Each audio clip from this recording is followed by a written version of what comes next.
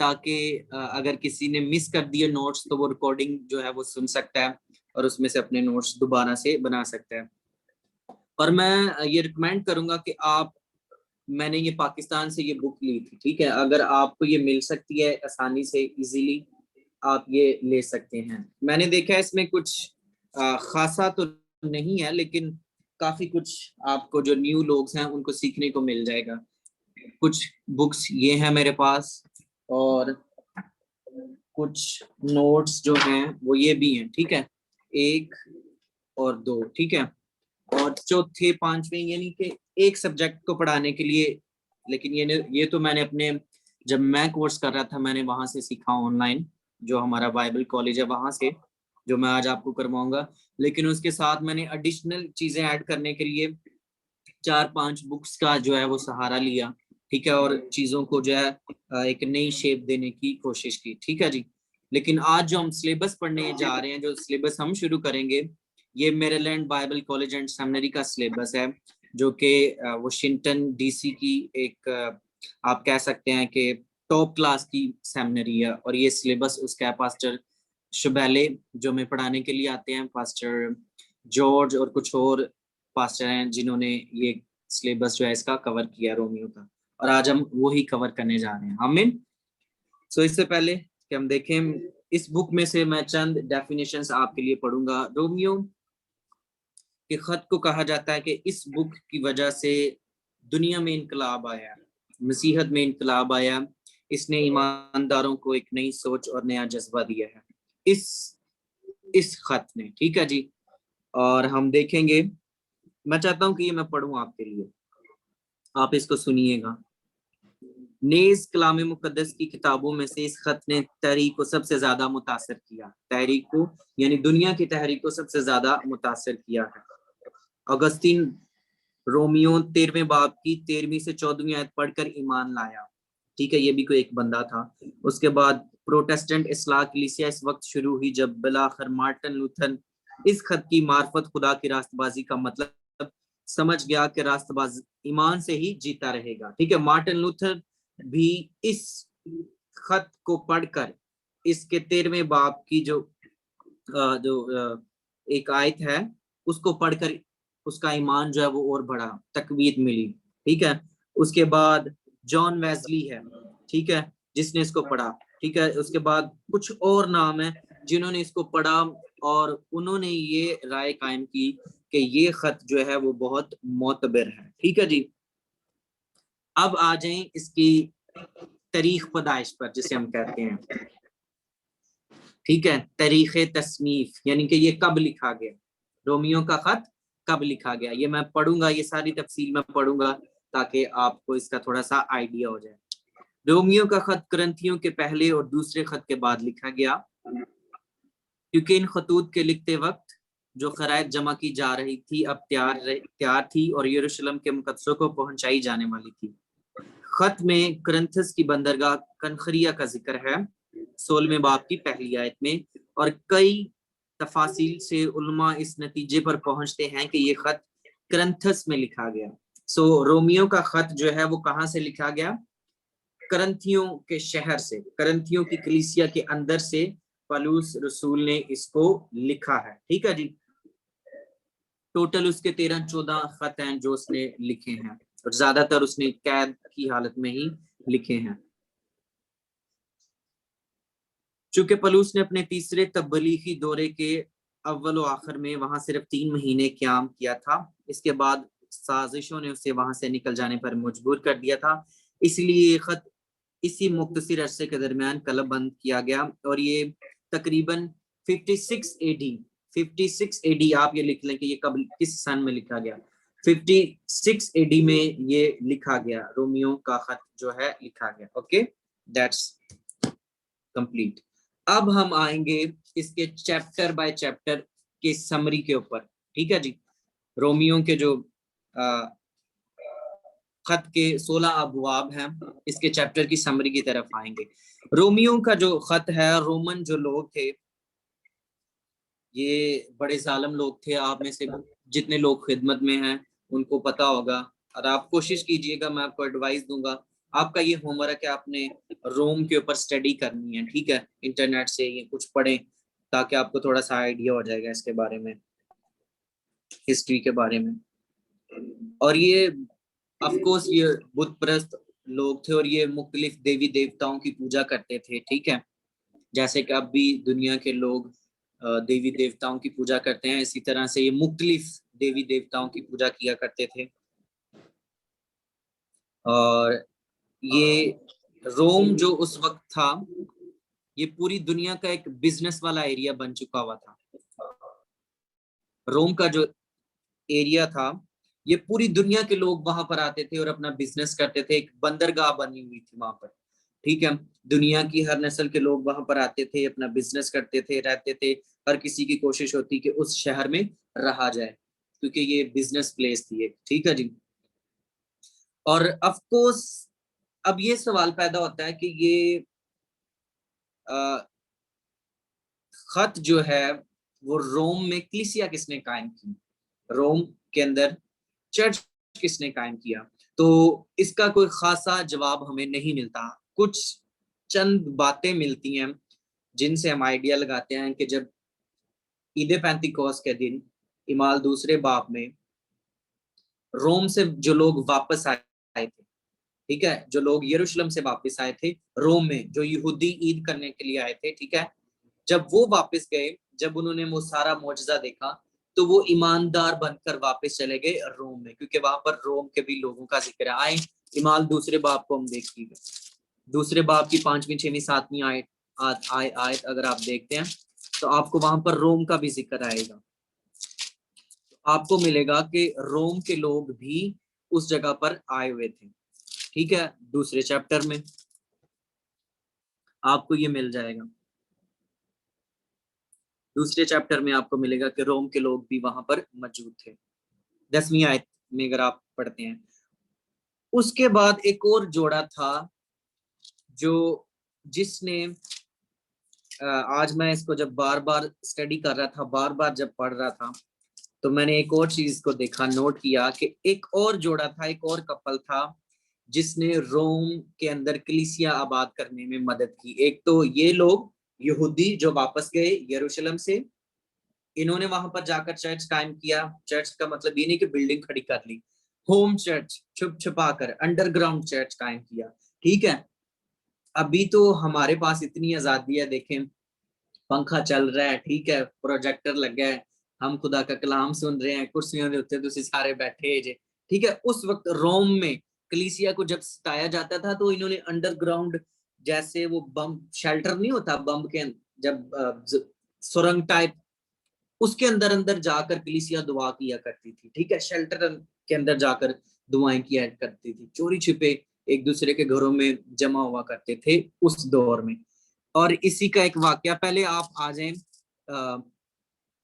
Romeo 16वें बाब पर आए, 16वें बाब पर जो आखिरी इसका चैप्टर है, उसमें आपको एक मियाँ बीवी का जिक्र मिलेगा तीसरी आयत में।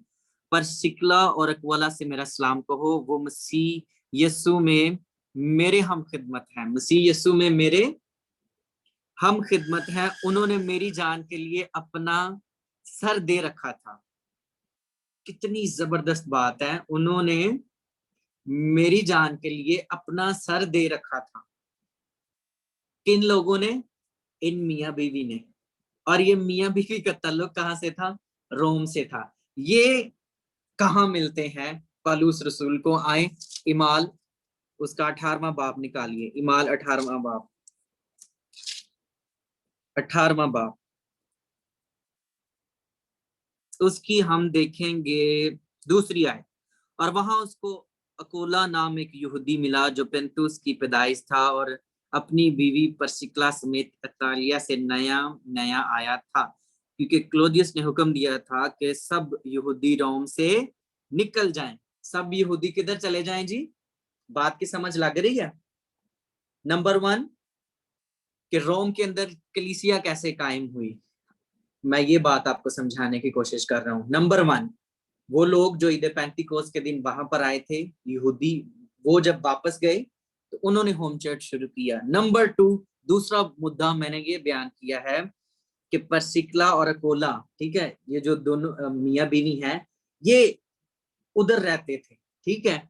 और पलूस की इनके साथ क्या है, अंडरस्टैंडिंग है, बातचीत है। रोमियो 16वें बाब की पहली दूसरी तीसरी आयत में वो ये बता रहा है कि इन दोनों मियाँ बीवी ने मेरी मदद की। और ये दोनों मियाँ बीवी कहाँ के शहरी थे, यहाँ पर अभी हमने पढ़ा है कि रोम के वो शहरी थे, ठीक है।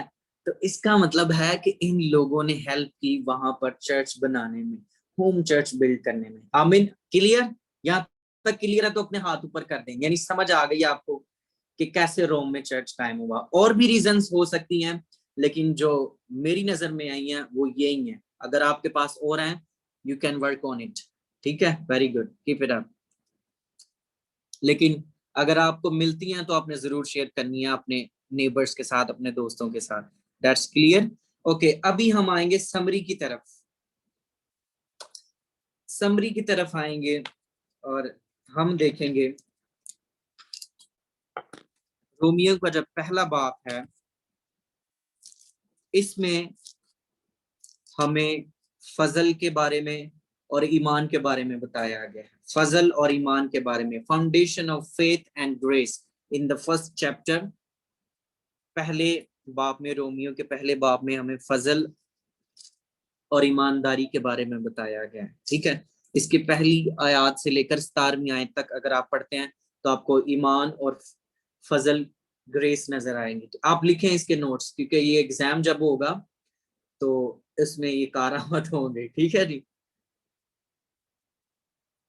ये पॉइंट्स, ये खाका जो अभी मैं आपको लिखवाने लगा हूं, अगर आपने ये जुबानी याद कर लिया, उंगलियों पर याद कर लिया, ये जो पॉइंट अभी मैं आपको लिखवाऊंगा, तो आपके लिए बुक ऑफ रोमन जो है बयान करना, उसमें से मैसेज तैयार करना है, 1 मिनट में हो जाएगा, ठीक है। आप खड़े खड़े ही इस पर आपके ज़हन में होगा कि फलाना चैप्टर जो है वो इसके बारे में है, दूसरा चैप्टर जो है वो इस चीज के बारे में है, तीसरा चैप्टर जो है वो इस चीज के बारे में है, ठीक है। तो आप मिनट से पहले जो है वो सरमन तैयार कर सकते हैं, ठीक है जी। सो इसलिए ये बहुत जरूरी है कि आप इसकी बुक ऑफ रोमन्स की जो समरी है सब चैप्टर्स की, वो जरूर लिखें, ठीक है। मैं साथ साथ थोड़ा बताता भी जाऊंगा। सो पहले बाब का जो मैंने टॉपिक, जो हेडलाइन, जो समरी है, जो बॉटम लाइन है, वो है foundation of grace and faith. दूसरे और इसी का जो एक और पार्ट है 18वीं आयत से 32वीं आयत तक। पहले हमने कवर किया पहले बाब की पहली आयत से 17वीं आयत तक फजल और ईमान के बारे में। अब पहले बाब की 18वीं से 32 आयात तक, टोटल इसकी 32 आयात है, उसमें बदकार आदमी के गुनाहों के बारे में बताया गया है। और इसमें तकरीबन 35 गुनाहों के बारे में बताया गया है। अभी हम इसको डिटेल से बाद में देखेंगे, सिर्फ हम इसकी मैं आपको एक विजिट करा रहा हूँ, ठीक है, सर्वे करा रहा हूँ, शॉर्ट शॉर्ट, ठीक है। सो 18वीं से 32 आयात में बदकार आदमी के गुनाह हैं, sin of immoral man, sin of immoral man, ठीक है। सो चैप्टर 2 में जो है, आए अगर आप थोड़ी देर के लिए इसको देखना चाहते हैं तो देख लेते हैं। 28वीं आयत में लिखा है, और जिस तरह उन्होंने खुदा को पहचानना नापसंद किया, इसी तरह खुदा ने भी उनको नापसंदीदा अकल के हवाले कर दिया, ठीक है। अच्छा, यहाँ पर 3-4 बार लिखा गया खुदा ने उन्हें छोड़ दिया। 24वीं आयत पर आए, 24वीं आयत पर भी यही लिखा होगा, इस वास्ते खुदा ने उनके दिलों की ख्वाहिशों के मुताबिक उन्हें नापाकी में छोड़ दिया। अब आए 26वीं आयत पर आए, इसी सबब से खुदा ने उन्हें गंदी शहवतों में छोड़ दिया। सो 3 बार यहाँ पर लिखा गया, कंफर्मेशन हो गई है। खुदा जब छोड़ देता है तो फिर हालात बुरे ही होते हैं, आमीन। जब खुदा किसी को छोड़ देता है तो शान साहब हालात बुरे हो जाते हैं। लेकिन जब खुदा आपके साथ है तो वो बुरे हालातों को भी अच्छा कर देता है, आमीन। जो नहीं भी ना आपके साथ एग्री, वो भी आपके साथ एग्री हो जाएगा। जब इंसान की रवशें खुदा को पसंद आती हैं तो वो उसके दुश्मनों को भी उसके दोस्त बना देता है। लेकिन जिनको खुदा छोड़ देता है, उसके रहमो करम पर, उसकी गंदी शहवतों में, बुराई में खुदावन छोड़ देता है, ठीक है।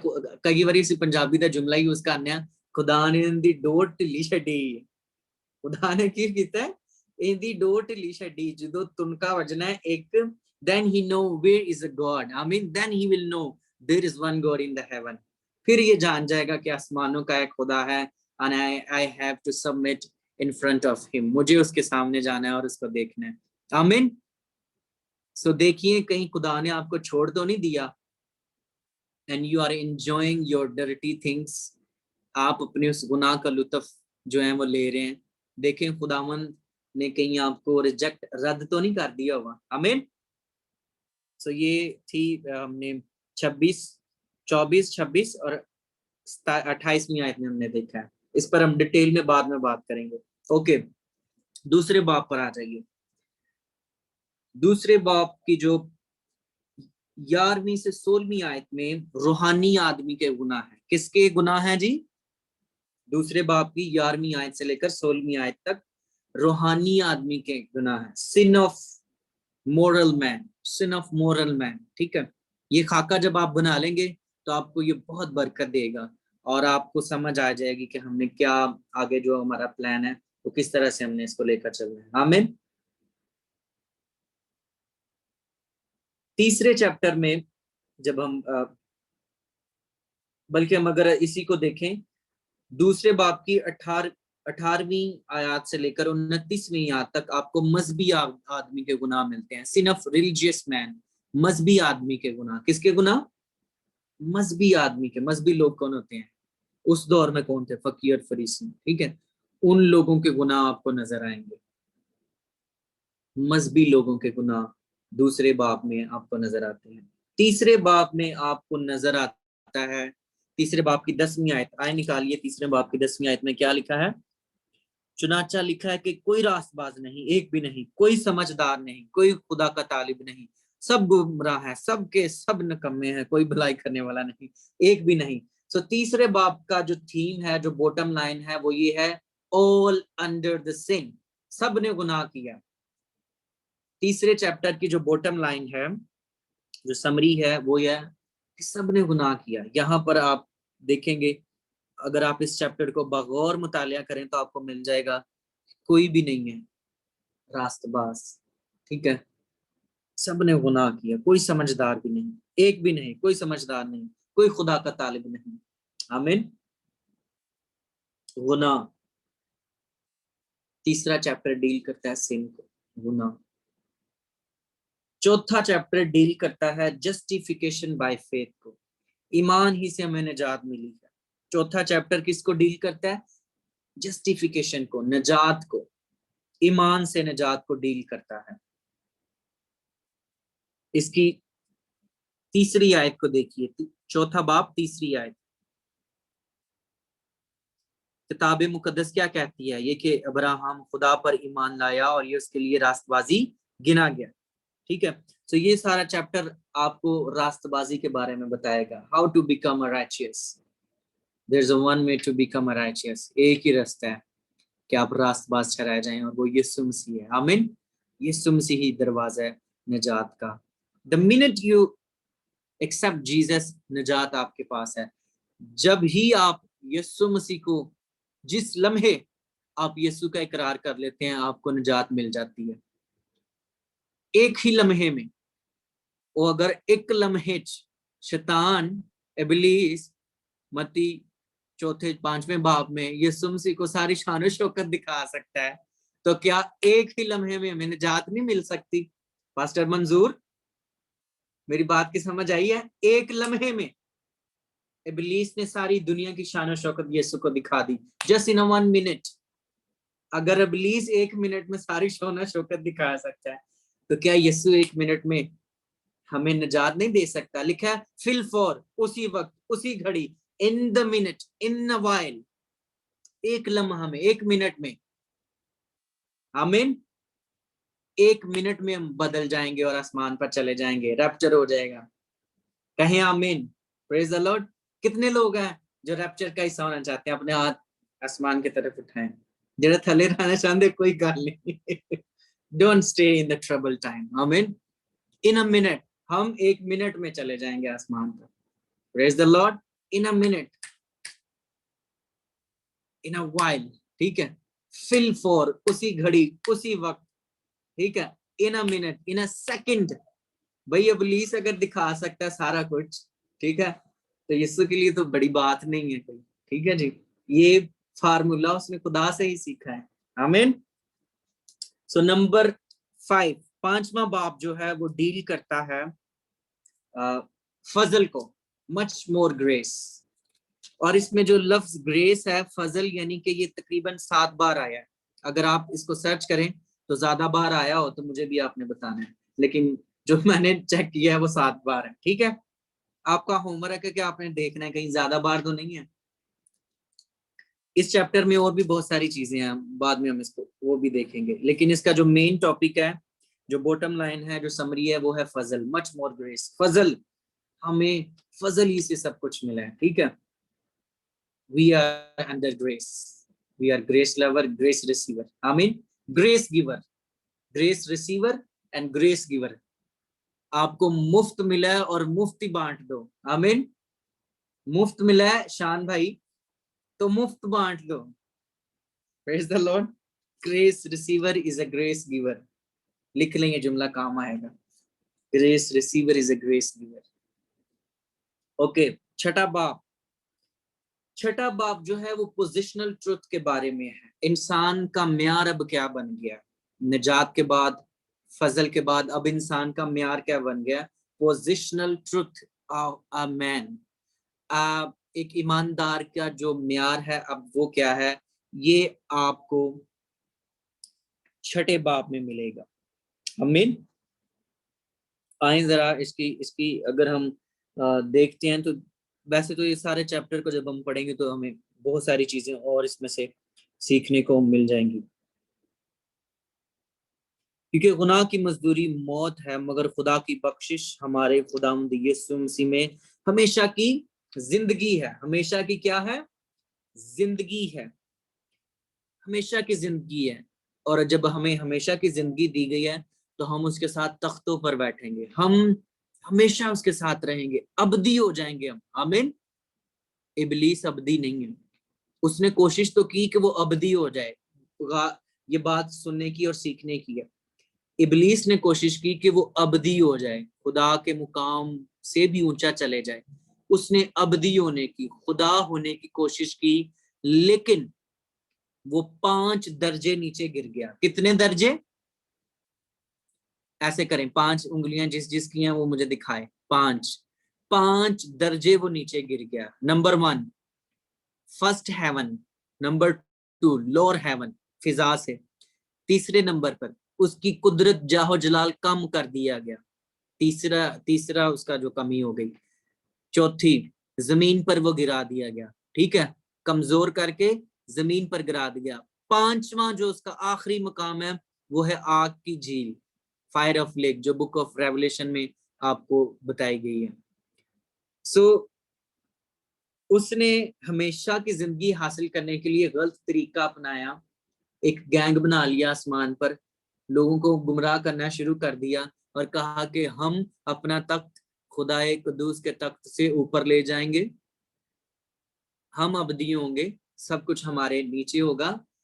जितना उसने ऊपर जाना चाहा उतना ही वो नीचे आया, जितना उसने ऊपर जाना चाहा उतना ही वो नीचे आया। और मैं आपको एक बात बता दूं, दिन ब दिन अब वो बुखलाहट का शिकार है, क्योंकि उसका वक्त नजदीक आ गया है। आमीन। उसे पता है कि अब मेरा वक्त जो है वो नजदीक आ रहा है। आमीन। और हमें एज अ ह्यूमन बीइंग, अच्छा शैतान तो नीचे गिर गया ना, 5 दर्जे वो नीचे गिर गया, लेकिन इंसान को क्या मिला?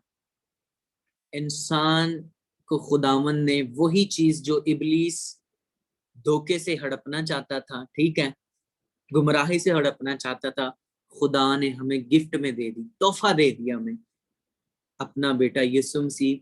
और लिखा है, मगर खुदा की बख्शिश हमारे खुदावंद यीशु मसीह में हमेशा की जिंदगी है, और हमें हमेशा की जिंदगी दे दी है। इब्लीस को क्या दे दिया? मौत दे दिया, जलना दे दिया, आग की भट्टी में रहेगा, फायर ऑफ लेक में रहेगा। लेकिन एज अ ह्यूमन बीइंग हम कहां पर होंगे? एज ए ईमानदार हम कहां पर होंगे? आसमान पर उसके साथ। आमीन। सो ये एक गिफ्ट है, उसने फजल हमें दे दिया है, which mean is a gift. उसने सल्वेशन हमें दे दिया है, विच मीन गिफ्ट। ठीक है, ये हमें मुफ्त में मिली है, मुफ्त में हम रास्तबाज ठहराए जाते हैं। करना क्या है? यीशु मसीह पर ईमान लाना है, अपने गुनाहों से तौबा करनी है, ये इकरार करना है कि यीशु खुदा का बेटा है, तो आप रास्तबाज हैं। आपको वही मुकाम, वो तख्त जो इबलीस हासिल करना चाहता था, वही फ्री में मिल जाएगा। लिखा है कि नहीं? तो तुम मेरे साथ बैठकर 12 कबीलों का इंसाफ करोगे। आमीन। हम उसके साथ होंगे, वो हमारे साथ होगा। सूरज की रोशनी की कभी कमी ना होगी, क्योंकि खुदावंद अपने लोगों को अब्दुल आबाद रोशन करेगा। सो जो चीज इबलीस हासिल करना चाहता था उसको नहीं मिली, लेकिन वो स्टेटस, वो मुकाम हमें फ्री में मिल गया है।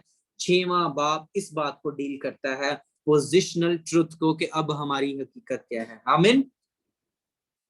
Praise the Lord. ओके, 7वां बाब जो है रोमियो का 7वां बाब जो है वो जिस्म और रूह के दरमियान जंग को जाहिर करता है। जिस्म और रूह के दरमियान जंग को जाहिर करता है। इसकी 17वीं आयत देखिए, 7वें बाब की 17वीं आयत। बस इस सूरत में उसका करने वाला मैं न रहा, बल्कि गुनाह है जो मुझ में बसा हुआ है, क्योंकि मैं जानता हूं कि मुझ में यानी मेरे जिस्म में कोई नेकी बसी हुई नहीं, अलबत्ता इरादा तो मुझ में मौजूद है, मगर नेक काम मुझसे बन नहीं पड़ते। चुनाचा जिस नेकी का इरादा करता हूँ वो तो नहीं करता, मगर जिस बदी का इरादा नहीं करता उसे कर लेता हूँ। सो इसका क्या मतलब है? ये कौन सी चीज है बताएं? Old sin nature. ये क्या चीज है? Old sin nature. वो जो आदम के अंदर खून पाया जाता था, गुनाह वाला, नाफरमानी वाला, ये नेचर, एक स्पिरिट ऐसी बन गई है कि वो नस्ल इंसानी में अब तक भी असर करती है। और इसी बात का पलूस जो है वो बयान कर रहा है यहाँ पर 7वें बाब की 17वीं आयत में। गौर से सुनिए। बस इस सूरत में उसका करने वाला मैं न रहा, बल्कि गुनाह है जो मुझ में बसा हुआ है। सो जब आप गुनाह करते हैं, that means you have old sin nature. आपके अंदर आदम वाला ओल्ड सिन नेचर जो है वो मौजूद है। सो 7वां बाब जिस्म और रूह के दरमियान कश्मकश को, जंग को जाहिर करता है, रिप्रेजेंट करता है। 8वां बाब जो है वो खुदा के प्यार और रूह में जिंदगी के बारे में बताता है। 8वां बाब 28 आयत आप इसकी देख सकते हैं। 8वां बाब 28 आयत। और हमको मालूम है कि सब चीजें मिलकर खुदा से मोहब्बत रखने वालों के लिए भलाई पैदा करती हैं। खुदा से मोहब्बत रखने वालों के लिए भलाई पैदा करती हैं। 8वें बाब की 28वीं आयत। और इसकी बॉटम लाइन है कि खुदा का प्यार और जो उसने हमारी जिंदगी में रखा है। आमीन। उसके बाद 9वां चैप्टर जो है, 9वें चैप्टर में काफी चीजें जो हैं वो सीखने वाली हैं।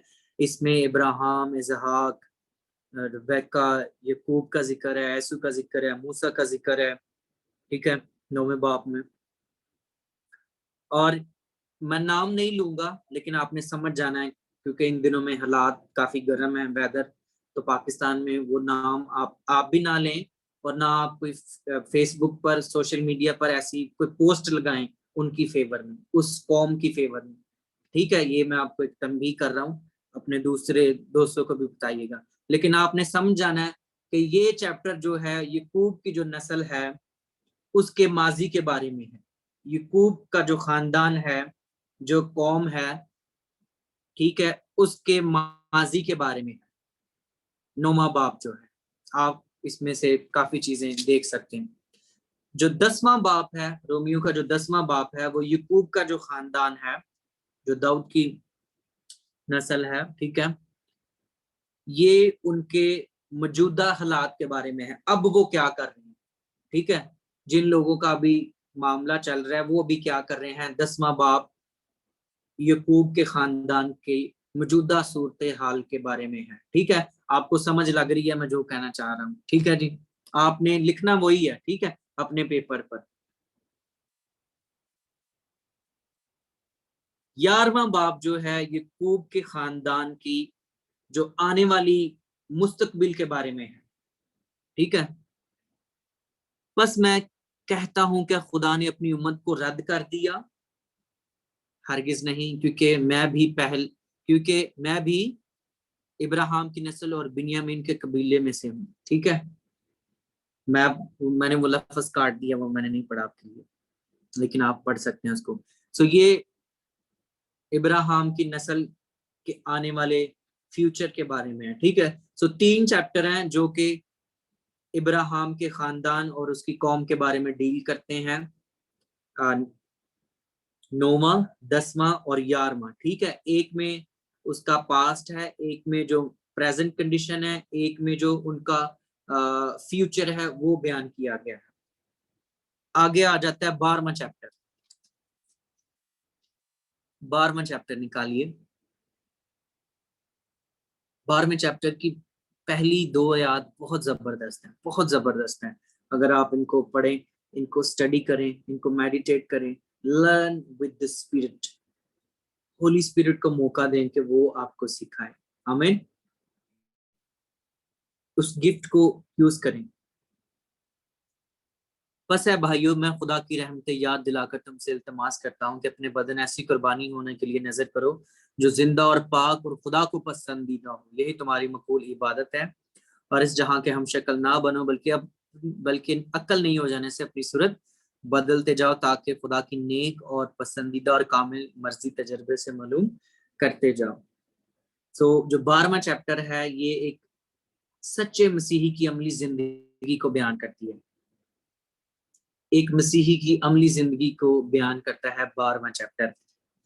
उसने यहाँ पर लिखा है, इस जहां के हम शक्ल ना बनो, अपनी अक्ल नहीं हो जाने से अपनी सूरत बदलते जाओ, ठीक है। ये एक मसीही का शेवा होना चाहिए। 12वां चैप्टर एक मसीही की जिंदगी को डील करता है। 13वां चैप्टर अथॉरिटी अंडर गॉड, इख्तियारात को शो करता है, खुदा के इख्तियारात को शो करता है।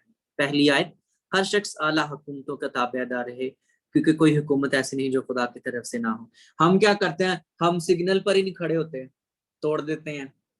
तोड़ते हैं कि नहीं सिग्नल, वेट नहीं करते, हेलमेट नहीं पहनते, लाइसेंस नहीं है हमारे पास, ठीक है। ऐसे ही हम चल रहे हैं। अगर आप खिदमत में हैं तो यहाँ पर लिखा है कि अपने कानून की ताबेदारी करें, आपके मुल्क का जो लॉ है उसको ओबे करें, उसको माने। जो आपके ऊपर अथॉरिटीज हैं उनको माने। कहा जाता है जो आपकी अथॉरिटीज हैं उनको माने, जो चर्च की अथॉरिटीज है उसको माने, जो आपके बाइबल टीचर हैं उनकी अथॉरिटीज को माने, जो आपके ऊपर है, अबव हैं, उनको माने। आमीन। खुदा यीशु मसीह ने भी कहा कि मैं अपने बाप को फॉलो करता हूँ। He follow his authority। खुदा अपने बाप की अथॉरिटी को फॉलो करता था। देखिए, यीशु मसीह अपने बाप की अथॉरिटी को फॉलो करता था, ठीक है। होली स्पिरिट यीशु की अथॉरिटी को फॉलो करता था। आमीन। And we follow holy spirit authority. आमीन। Praise the lord. बाप, बेटा, रूल कुदस अथॉरिटीज में काम कर रहे हैं। और आज चर्च कहां पर काम कर रहे हैं, एल्डर किते या, ठीक है, पादरी साहब किते या, नो अथॉरिटी, कोई अथॉरिटी नहीं। जब मर्जी आएंगे, जब मर्जी हम जाएंगे। ये सिन है, ये गुनाह है। अगर आप बाइबल स्कूल लेट आते हैं, that means you are doing sin. अगर आप चर्च नहीं आते, आप गुनाह कर रहे हैं। आप क्या कर रहे हैं, गुनाह कर रहे हैं। आप अपनी दाई यकीनी दे रहे हैं, आप गुनाह कर रहे हैं। आप दुआ नहीं कर रहे, आप गुनाह कर रहे हैं। आप यीशु से दूर हैं, आप गुनाह कर रहे हैं। हमें ओबे द अथॉरिटीज। आप चोरी कर रहे हैं, क्या कर रहे हैं, चोर हैं आप। अगर हम अपनी हुकूमत को नहीं मानते तो इसका मतलब है we are stealing something from our government, ठीक है। We are stealing something from Bible school if we are not making notes. अगर आप अपना होमवर्क नहीं कर रहे, आप चोरी कर रहे हैं खुदा से, ठीक है। आमीन। सो 13वां बाब जो है वो अथॉरिटीज को शो करता है। 14वां जो चैप्टर है वो कलीसियाई जिंदगी के बारे में है, बॉडी लाइफ के बारे में है। पहली आयत, कमजोर ईमान वाले को अपने में शामिल तो कर लो, मगर शक व शुबे की तकरार के लिए नहीं। एक को इत्मीनान है कि हर चीज का खाना रवा है। ये कलीसियाई जिंदगी के बारे में बताता है 14वां चैप्टर जो है, ठीक है। आप इसको जब पढ़ेंगे, जब हम दोबारा इसको चैप्टर बाय चैप्टर जब हम जाएंगे तो काफी चीजें और निकल आएंगी इसमें से। 15वां चैप्टर जो है वो मिशन के बारे में, किसके बारे में है, मिशन मिशन क्या होता है? मिशन ये है कि हमने मरी जाना है। ये मिशन में नहीं है। मिशन ये है कि हमने लोगों को खुदावंद के बारे में बताना है। आमीन। यीशु मसीह के बारे में बताना है। पहली आयत 15वां बाब पहली आयत जो कि मिशन के बारे में है, एवेंजलिज्म के बारे में है, आउटरीच के बारे में है। आमीन। मेरी कोशिश होती है कि जब कभी भी मैं किसी से मिलूं, अभी मैंने इस चीज को सीखा है, मैं डॉक्टर के पास जाऊं, कहीं भी चला जाऊं, मेरी कोशिश होती है किसी ना किसी तरह से यीशु मसीह के बारे में बात की जाए दूसरे लोगों के साथ।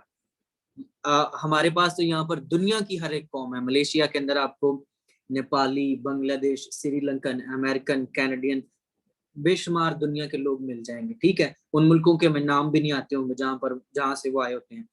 तो ठीक है, हम जब उन लोगों से मिलते हैं, हमारी ये कोशिश होती है कि हम उन लोगों से यीशु मसीह के बारे में शेयर करें। आमीन। तो 15वें बाब की पहली आयत में क्या लिखा है? गर्ज हम जोरावरों को चाहिए कि ना तवानाओं की कमजोरियों की रायत करें, ना कि अपनी खुशी करें। हम में हर शख्स अपने पड़ोसी को उसकी बेहतरी के वास्ते खुश करे ताकि उसकी तरक्की हो। ठीक है, हम जो जोरावर हैं, हमने क्या करना है? कमजोर लोगों को यीशु मसीह के बारे में बताना है। जिन तक अभी इंजील का पैगाम नहीं पहुंचा, हमने क्या करना है? उन तक यीशु मसीह की गवाही दे देनी है। कमजोर लोगों तक यीशु मसीह का मैसेज ले जाना है। 15वां बाब जो है मिशन के बारे में। आखिरी चैप्टर 16वां चैप्टर, और आपकी असाइनमेंट है अभी 2 मिनट मैं आपको दूंगा। 16वें चैप्टर में चंद लोगों के नाम लिखे गए हैं, चंद नहीं बल्कि बहुत ज्यादा हैं। आपने मुझे बताना है। देखते हैं पहले बहनें निकालती हैं या भाई निकालते हैं। आपने 16वें चैप्टर के अंदर नाम लिखे गए हैं। एक तो आपने इन नामों को पढ़ना है क्योंकि ये मुश्किल नाम है, और आपने अभी मुझे बताना है, 2 मिनट है आपके पास, भाइयों के पास भी और बहनों के पास भी, कि टोटल कितने नाम लिखे गए हैं इस आखिरी चैप्टर में। जी, आपका वक्त अभी शुरू होता है, गिनना शुरू कर दें। कितने नाम लिखे गए हैं? भाई बताएंगे या बहनें बताएंगी? होमवर्क अभी का अभी।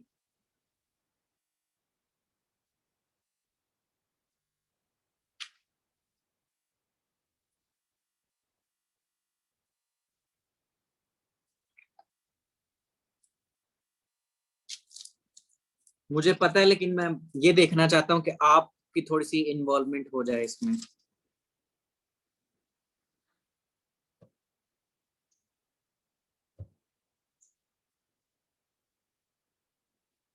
जी, हो गए? हैरी बताएगा। जी हैरी साहब, कितने नाम है? अरे बताओ।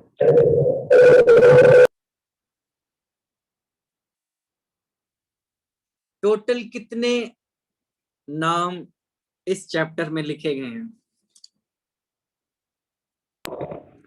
30 नेम है चैप्टर के अंदर। कितने कितने? 30 30 30 आपने कहा है। ओके, कोई और बताना चाहेगा कितने नाम है? जी, थैंक यू सिस्टर। कोई और बताना चाहेगा? 30 नहीं है, 30 नहीं है कोई और बताना लड़के जी। चाहेगा? 30 नाम नहीं है इसके अंदर, ज्यादा है। जी, लड़के लड़के बताना चाहेंगे कितने नाम है इसके अंदर? 37। नहीं, 37 नहीं है इसमें। कमो बेश 35 नाम है। पास्टर मंजूर पास पास पहुंच गए थे। ठीक है, 2 नामों का ही फर्क है। ठीक है, हो सकता है, लेकिन जो मैंने गिने हैं वो 35 हैं। ठीक है, आप दोबारा से इनको गिनिएगा। और ये अलविदाई चैप्टर कहलाता है। कौन सा? बाय बाय वाला चैप्टर। करें ऐसे, बाय बाय मेरे साथ मिलकर। बाय बाय वाला चैप्टर है ये चैप्टर कौन सा है? बाय बाय, गुड बाय का चैप्टर है ये। और इसमें देखें पलूस को कितने नाम जुबानी याद है। 35 नाम उसे जुबानी याद है, रोम के जो शहरी हैं। कितना फासला है। वो कहां पर है? करंथस में। नाम उसको रोम की कलीसिया के याद है, और वो कह रहा है कि इनको नाम ब नाम मेरा सलाम कहना। खास तौर पर किसका उसने मेंशन किया है? तीसरी आयत में किसका?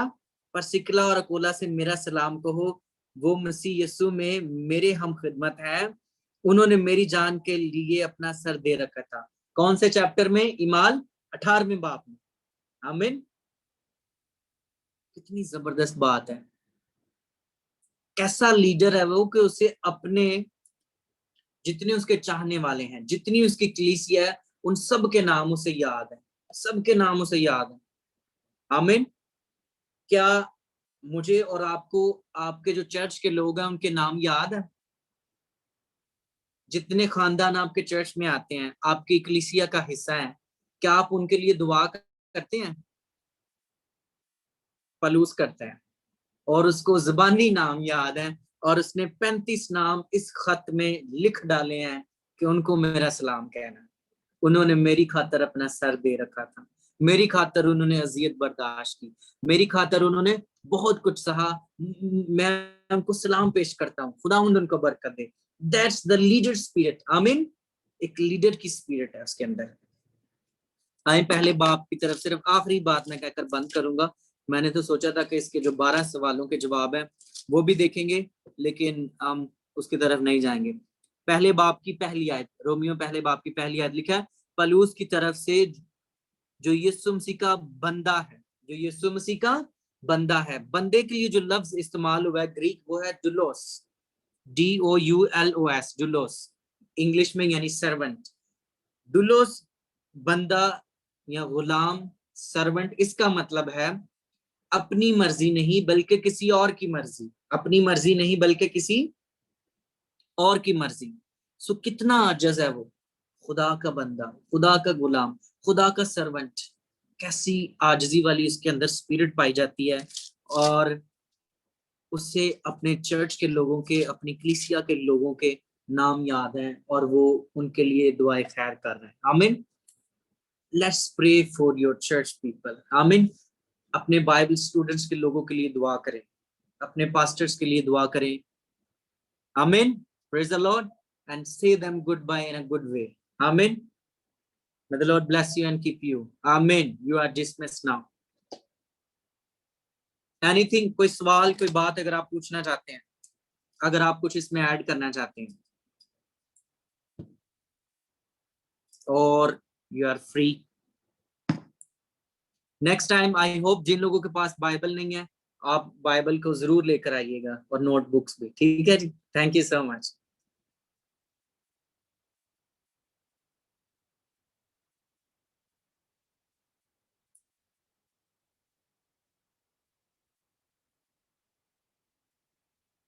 हैरी, आप भी नोट्स बनाए हो? ठीक है जी। Thank you. ये रिकॉर्डिंग है, तो जिसको चाहिए होगी मैं दे दूंगा उसको। ठीक है जी।